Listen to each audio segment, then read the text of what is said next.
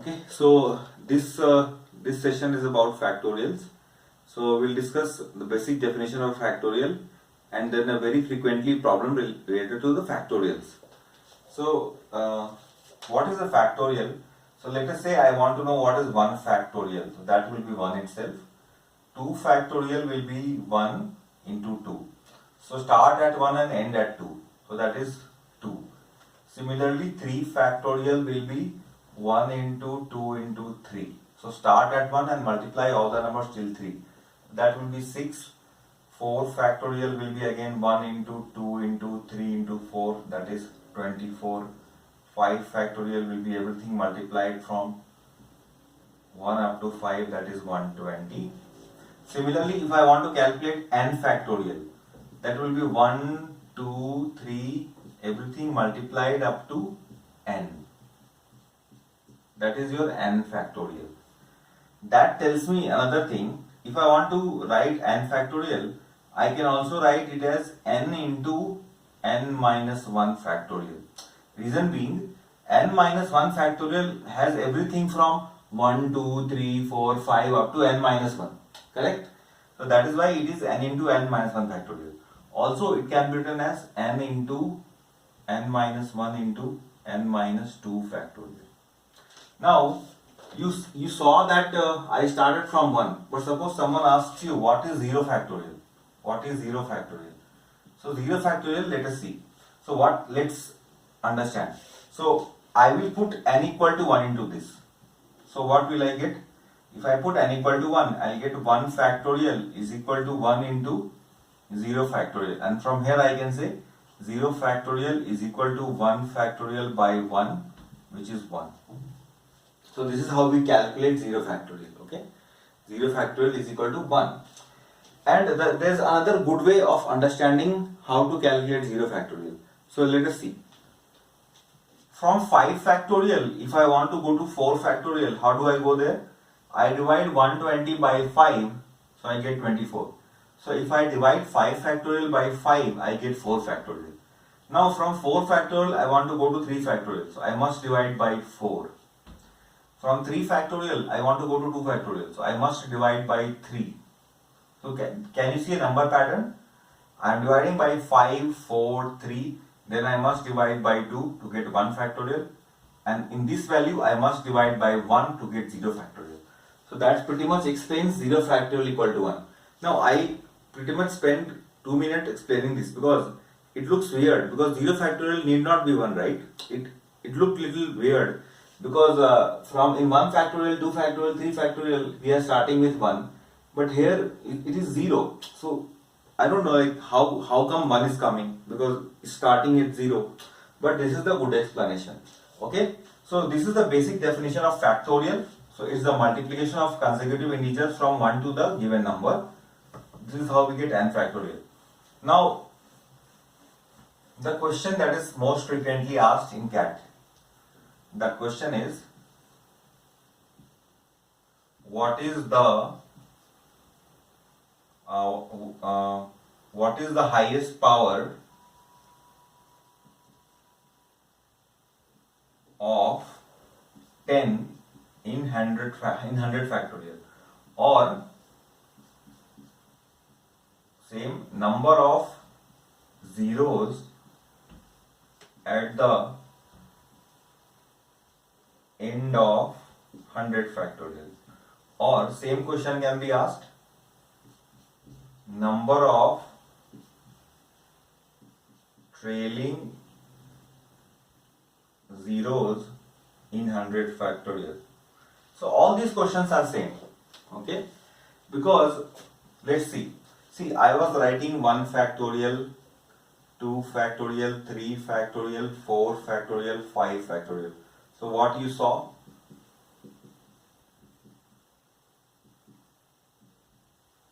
How many zeros are at the end of 4 factorial? 0, because there is no 0. How many zeros are there at the end of 5 factorial? 1. So at the end of 5 factorial there is 1 0. Now number of trailing zeros is same as the number of zeros that are at the end of a number. Number of trailing zeros is the same is the same question. So if I say what is the number of trailing zeros in 5 factorial? So trailing zeros is, I am saying how many zeros are there at the end of this number. That is the trailing zeros. So why all the 3 questions are same? Let's understand that. So what is 100 factorial first? So 100 factorial is actually 1 into 2 into 3, all these numbers multiplied till 100. Now understand, to get 10, actually I am trying to get 110, and 10 is made up of 2 into 5. Okay? To get 10, I need 12 and I need 15.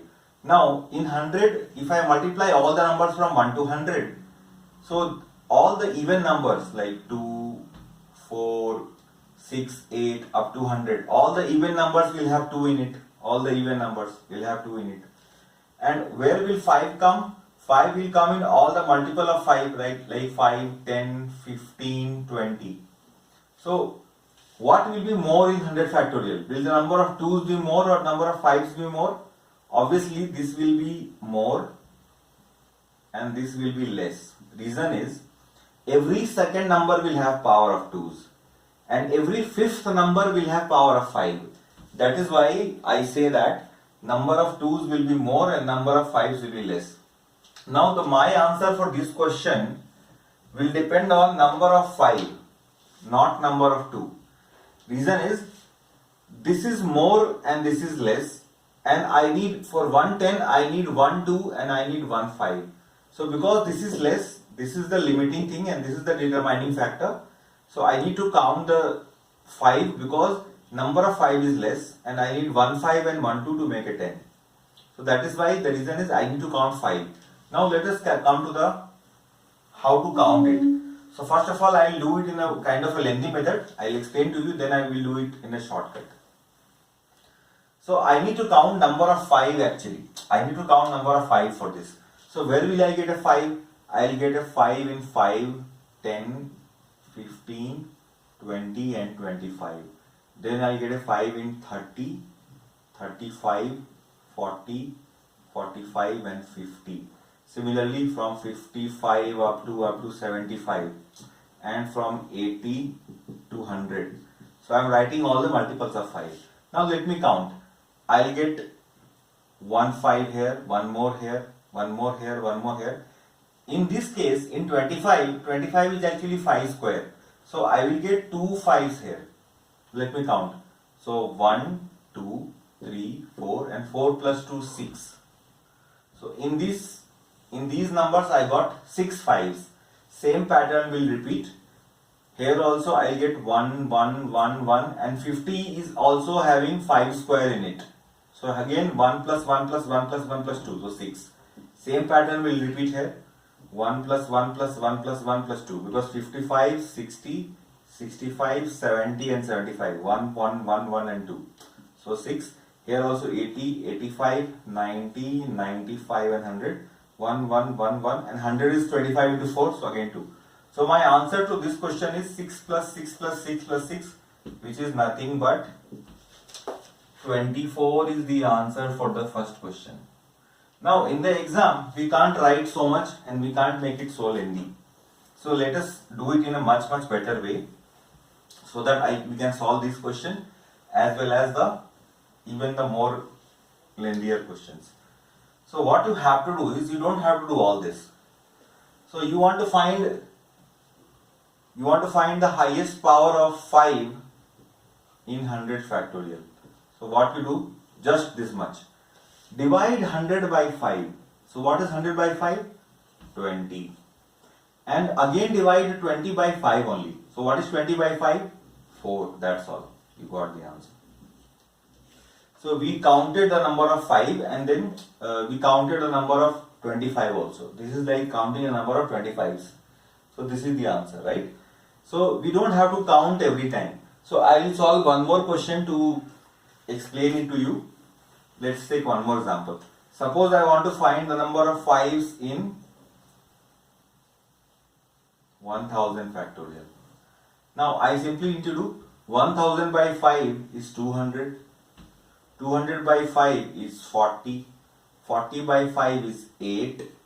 and 8 by 5 is 1 point something. But in this method, when I am dividing, if I get a number in decimal, I should take the integer part. So 200 by 5 is 40, 40 by 5 is 8, 8 by 5 is 1 point something, but I will take 1 and I can't divide after that. And add all these numbers, so you will get 942.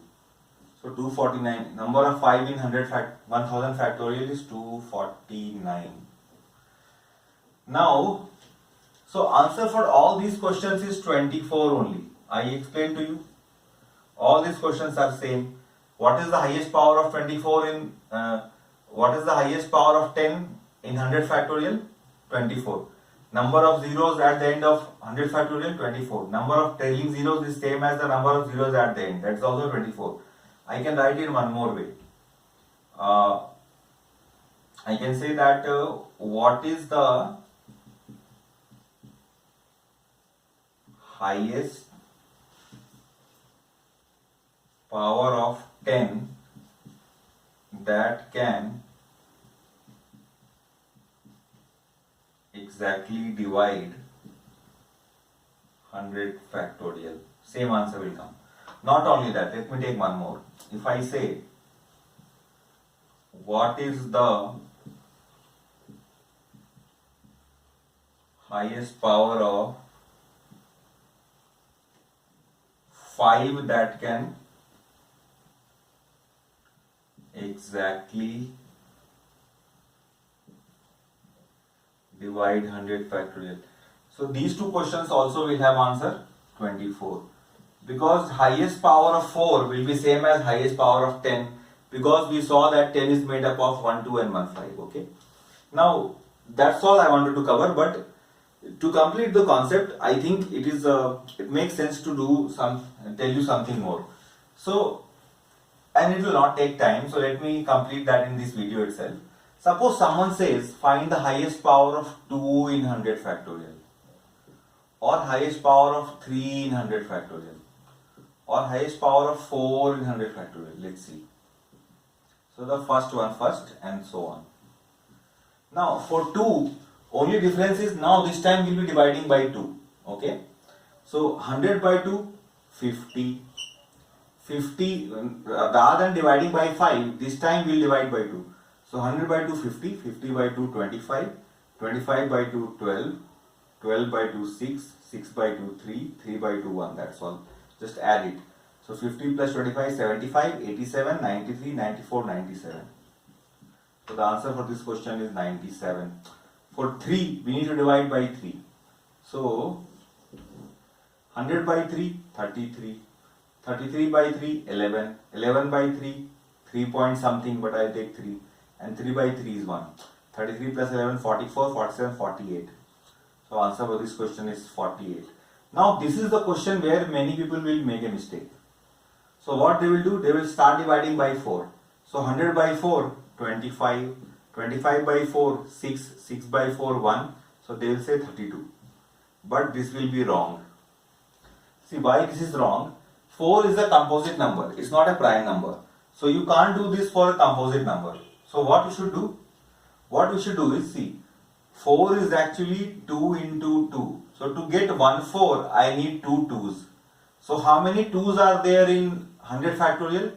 97. So how many 4's will be there? So answer will be 97 by 2, which is 48. So when we have to find highest power of 4 in 100 factorial, we don't divide by 4. We split it into composite numbers. Okay. And then we do it. So number of 4's will depend on number of 2's and the answer will be 48. And because we have gotten into composite numbers, so the last problem, pakka. So let's say if I want to find number of 6 in 100 factorial.